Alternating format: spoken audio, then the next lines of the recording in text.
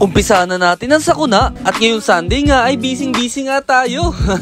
Tulad nga ng sabi ko, wala ang mga nagbubutihing client ko kundi nila nababalitaan yung promo ko sa tattoo. Habang inahain ko yung design nila ma'am, si Kutekok naman ay nagsisetup na equipment na mula sa Osus Tattoo Supply. Dahil si Kutekok ay nangangarap din maging tattoo artist, ginaguide ko siya kung paano mag-setup na equipment. Para pag dumating ang panahon na kailangan namin mag-break, nasa Osus Tattoo Supply lang lahat ng kailangan niya.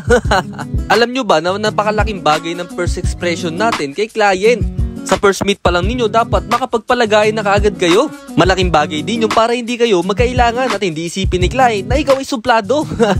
At ang project ko kay ma'am ay kay sir ay isang cherry blossom. Ginagamitan ko ng 7RL sa panlining at 7M1 sa pan-shader. At pagkatapos nun ay sinunod ko na yung nagpa-schedule sa akin na buong pamilya.